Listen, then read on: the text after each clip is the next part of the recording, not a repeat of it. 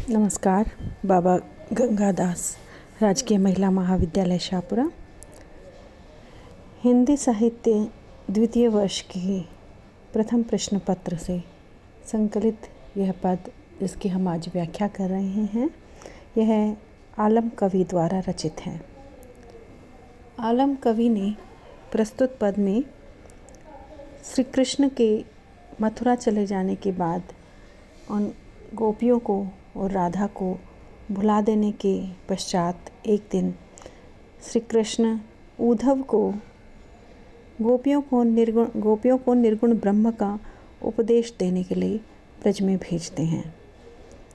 उद्धव ब्रज में आकर के गोपियों को निर्गुण ब्रह्म का उपदेश देते हैं और निर्गुण ब्रह्म के जो साधना पद्धति के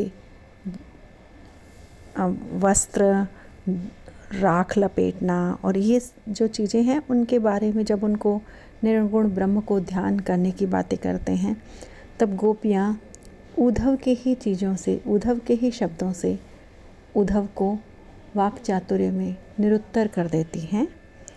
यहाँ उसी प्रसंग में गोपियाँ उद्धव से बात करते हुए कह रही हैं, रुचिर बरन चिरु चंदन चरची सुचि, कि हे उद्धव, हम सब भी सुंदर रंग वाले वस्त्र अपने शरीर पर धारण करती हैं।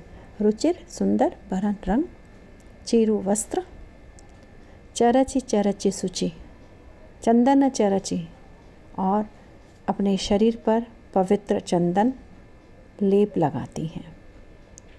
इस तरह हम शरदु को चंद चाही चित्त ही धरते हैं कि शरदकालीन चंद्रमा के जैसे श्री कृष्ण हैं, उनको प्रेम पूर्वक अपने हृदय में धारण करती हैं। कि जो तुम कहते हो कि हम वस्त्र, गैरवे वस्त्र पहन लें और राख लपेट लें, तो बोले हमारे शरीर पर तो पहले से ही सुंदर वस्त्र पहने हुए हैं और चंदन का लेप लगा हुआ है, और हम उस निर्गुण ब्रह्म जैसे श्री कृष्ण एक मत, तुम्हारे ब्रह्म भी एक ही हैं और हमारे कृष्ण भी एक ही हैं, तो हम उसी को हृदय में धारण करते हैं। विविध विलास बसी रास ब्रजपति प्यार, ते ब्रजबतियाँ उचित उचरत हैं। कि वह जो ब्रज के स्वामी हैं श्री कृष्ण, वो हमारे साथ बहुत ही प्रकार की रास क्रीड़ाएँ करते हैं। जब वो इस ब्रज में रहते थे, उस समय हमारे साथ तरह तरह से प्रेम पूर्वक बातें करते थे। इस कारण इस ब्रज में उन श्री कृष्ण की बातें करना ही, उनके बारे में चर्चाएं करना ही उचित समझा जाता है। आलम सुकवि अब वैसे कान ऐसे भय, उत ही लुभाने की दो इत ही डरत हैं। आलम कवि कहते हैं कि हे उद्धव, वह हमारे श्री कृष्ण जब यहाँ थे, जब हमारे साथ प्रेम पूर्वक बातें करते थे, हमारे साथ क्रीड़ाएँ करते थे, रास रचाते थे, वही कृष्ण अब वहाँ जा कर के ऐसे हो गए हैं। ऐसे लगता है कि वो उस मथुरा में जाकर वहीं के लिए लुभायमान हो गए हैं।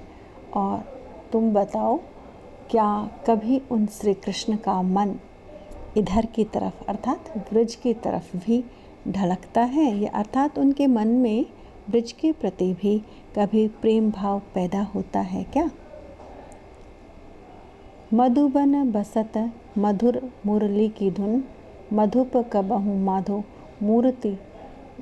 सूरती करते हैं।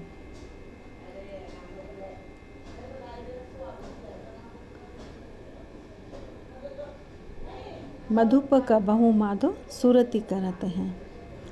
हे उद्धव, वह श्री कृष्ण अब मथुरा में रहते हुए क्या वहाँ मधुर मधुर बांसुरी की धुन बजाते हैं?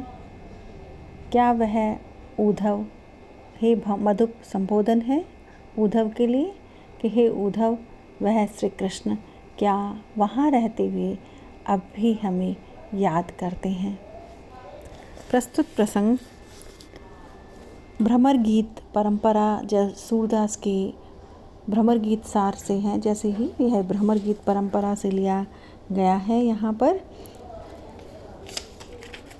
यहाँ जो ज्ञान के प्रकांड पंडित उद्धव हैं, उनको वह गोपियाँ अपने कृष्ण प्रेम के कारण उनके ज्ञान से परास्त कर देती हैं। प्रस्तुत प्रसंग में अनुप्रास, यमक आदि अलंकारों का प्रयोग हुआ है। नहा धो ले। आँखियाँ भली जू ऐसे आंसुवन धारे, ना तो धारा पल छूटेती हूँ देश न समाती हैं। इस पद में भी पूर्व पद की भांति ही श्री कृष्ण के मथुरा चले जाने पर उनके द्वारा भेजे गए उद्धव गोपियों को अपने ज्ञान योग का संदेश देते हैं। गोपियाँ श्री कृष्ण को उलाहना देते हुए कह रही हैं कि श्री कृष्ण को वह पत्र नहीं लिख पाती, क्योंकि पत्र लिखने में कागज होता है और स्याही होती है, और इस स्थिति में बहुत सारी परिस्थितियाँ ऐसी जन्म लेती हैं कि वह पत्र लिखने में असमर्थ हो जाती हैं। तो वह गोपियाँ उद्धव से अपनी यह विरह की स्थिति और अपनी यह विवशता प्रकट कर रही हैं।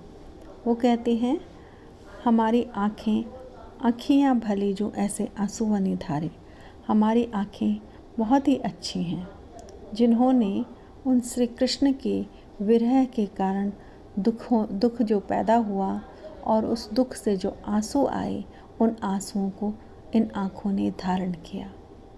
इस कारण ये हमारी आँखें बहुत ही अच्छी हैं।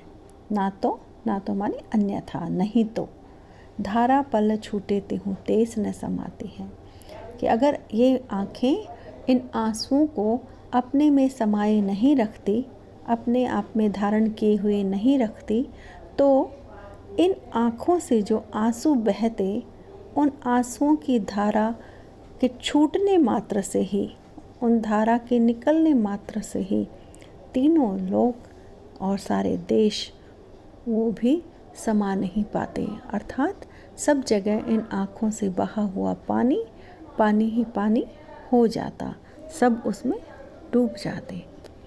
ओदी है जो धूम की उसास रूधी राखी है, सो नेकुलेत ध्योसु अंधियारी होती रात है।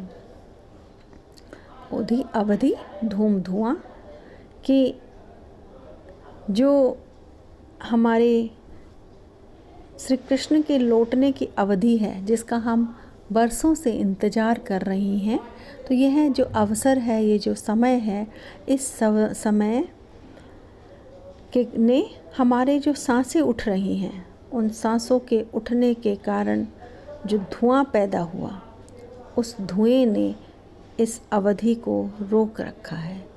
यानी कि ये धुआं यदि नहीं होता तो प्राण इस सांस के कारण बाहर निकल जाते और शरीर समाप्त हो जाता।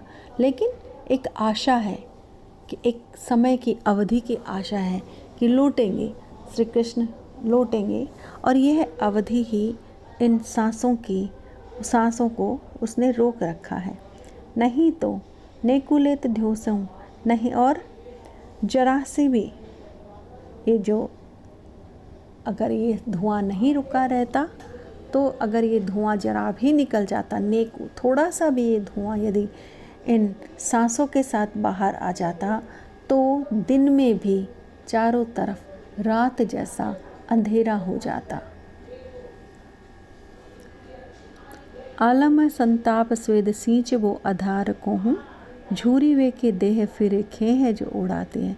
आलम कवि कहते हैं कि वह गोपियाँ उद्धव से कह रही हैं कि उन श्री कृष्ण के विरह के कारण जो कष्ट हो रहा है, उस कष्ट से हमारे शरीर से जो पसीना निकल रहा है, उस पसीने के आधार पर ही हम जीवित बची हुई हैं, अन्यथा यह देह बिल्कुल जीर्ण जीर्ण होकर के, चूरा चूरा होकर इसकी राख बन जाती और राख उड़ करके समाप्त हो जाती।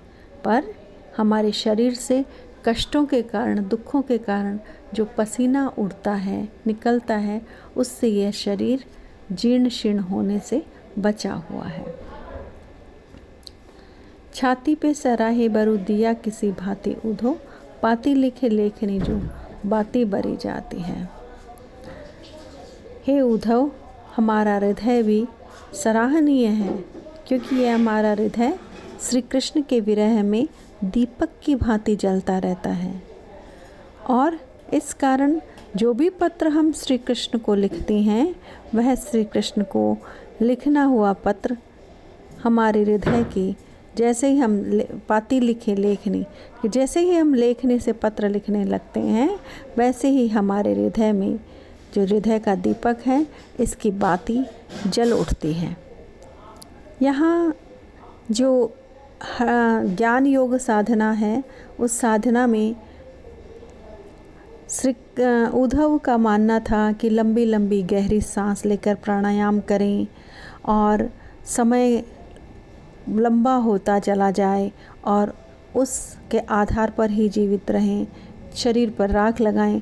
तो गोपियों ने इन सब को नकारा है।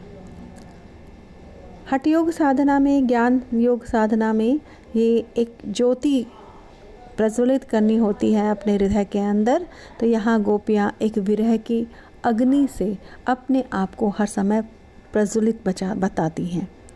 तो उन्होंने वो सारे जो साधन हैं उद्धव के द्वारा दिए गए, उन सब को नकारते हुए अपने प्रेम योग की साधना में उन सब को अलग अर्थ में उन्होंने प्रकट कर दिया है।